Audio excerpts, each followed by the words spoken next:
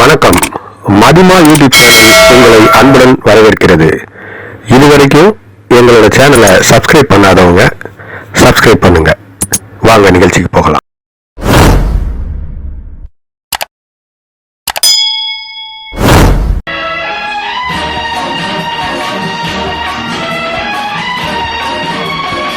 நான் ஒரு மருத்துவன்.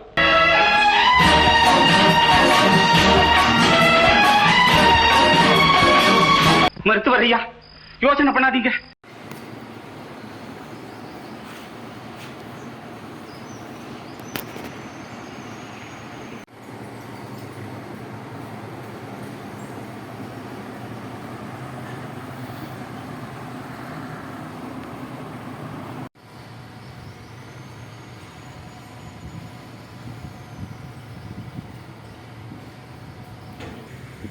அண்ணே வணக்கம்.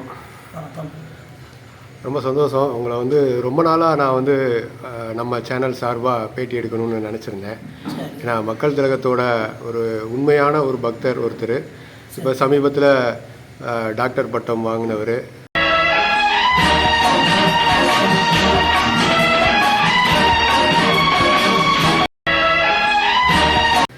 தலைமை கழகம் வரைக்கும் மிகுந்த செல்வாக்கு உள்ள அண்ணா தொழிற்சங்க, அதாவது தலைவர் உருவாக்குன அண்ணா தொழிற்சங்கத்தில் பொறுப்பில் இருக்கிறவர். யாருடைய தாகமானாலும் அதை தீர்த்து வைப்பதுதான் தண்ணீரின் தன்மை. மருத்துவரும் அப்படித்தான் நண்பர்களே. அவருக்கு ஒரு கௌரவ பதவி கிடைச்சிருக்கும் போது நம்ம மக்கள் திலகத்தை மட்டுமே நேசிக்கிற நம்ம மதிமா யூடியூப் சேனலில் உங்களை கவர் பண்ணாமல் எப்படி அப்படின்றது தான் எங்களோட ஆதங்கமாக இருந்துச்சு.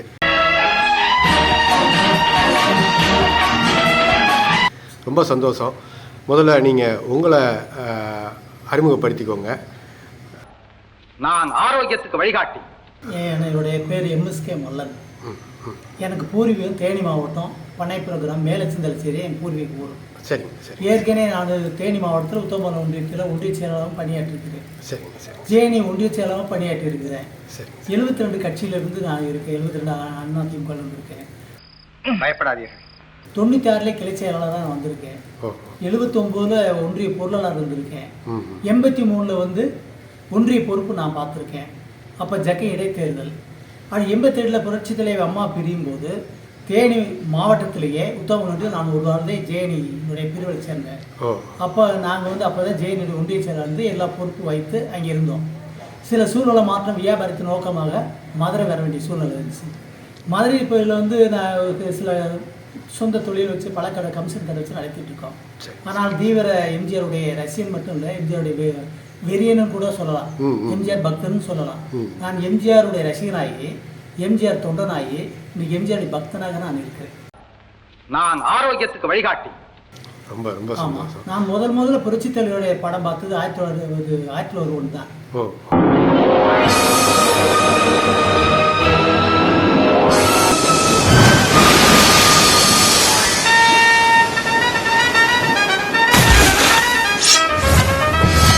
எனக்கு அப்போ வயசு 10. அப்போ எனக்கு படிப்பறிவு கிடையாது. 1ஆம் கிளாஸ் கூட போனதில்லை. புரட்சி தலைவரை பார்த்து அவருடைய அடிச்சுவட்டில் வளர்ந்து அவர் தாயை தெய்வமாக கருதுவார். நான் ஆரோக்கியத்துக்கு வழிகாட்டி. பெண்களை தாய் குலமாக கருதுவார். விதையை பிளந்து நட்டால் வெவ்வேறாக முளைக்க. பீடி சேர்த்து அணிவிக்கக்கூடாது, காப்பு இருந்தக்கூடாது, ஒழுக்கத்தை கடைபிடிக்கணும். நமது தேவையே பிறருடைய நன்மைதான். பொய் பேசக்கூடாது, உழைப்பே தனக்கு உறுதுணையாக இருக்கணும் அவர்களுக்கு சொன்ன தத்துவத்தினால நாங்கள் எந்த கெட்ட பழம் கிடையாது. பீடி சேர்த்து சாப்பிட மாட்டோம், மதம் இருந்த மாட்டோம். எங்களுடைய பாரம்பரிய குழந்தைகள் அப்படிதான் இப்போ வளர்த்து வந்திருக்கோம். மன்னிக்க வேண்டும். மது என்று நினைக்கிறாயா? இது வெறும் பழச்சாறு தான். சாப்பிடு. மக்களுக்காக நாம் வாழ்வை அர்ப்பணித்துக் கொண்டவர்கள். இன்னைக்கு நாங்கள் இந்த அளவுக்கு என் வளர்ச்சிக்கு காரணம் அடிப்படை குரு ஆசான் என்னுடைய புரட்சி தலைவர் எம்ஜிஆர். என்னை நீங்கள் தலைவனாக மதிப்பது உண்மையானால் என் ஆசையை நிறைவேற்றி வைக்க வேண்டும். ரொம்ப சந்தோஷம். எம்ஜிஆர் ஒரு சாதாரண இல்லை.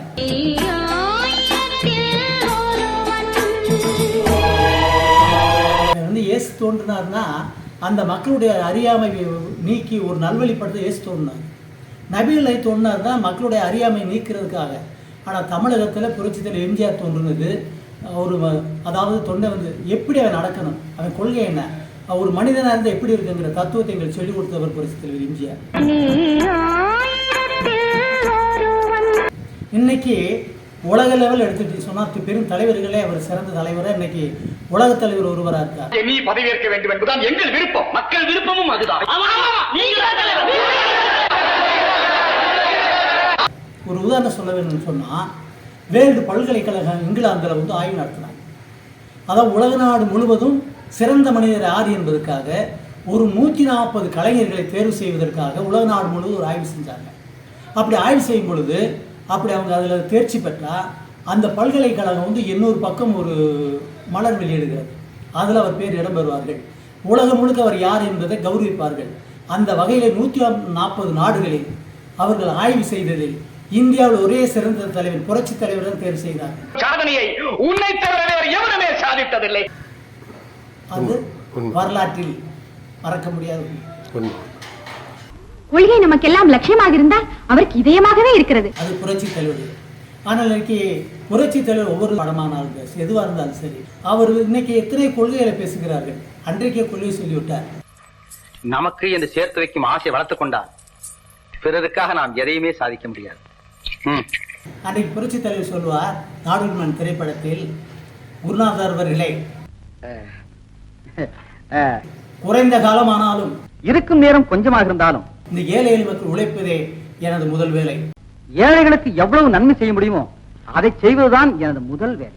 பாத்திரம் நிறைய பாலை கண்டு பழைய உங்களுக்கு, பாத்திரம் நிறைய பாலை கண்டு பழகிய உங்களுக்கு, சாக்கடையில வாழ்ந்த மக்கள் நிலை புரியாது.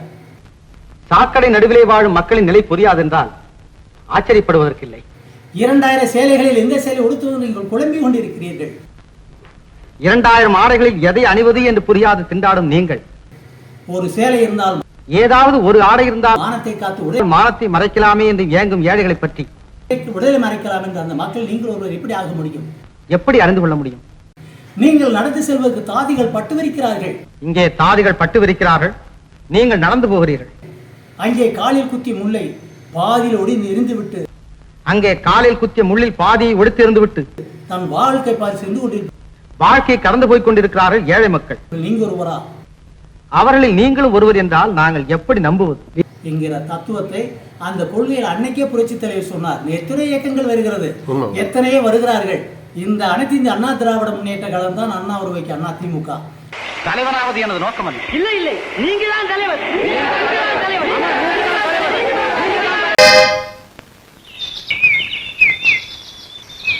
இப்படியே எவ்வளவு நேரம் பார்த்தாலும் சலிப்பே தட்டாது.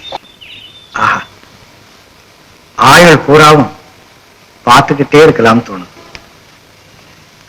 பார்த்துக்கிட்டே இருந்தா மட்டும் பலன் கிடைச்சிடுமா? அப்படின்னா என்ன செய்தா கிடைக்கும்?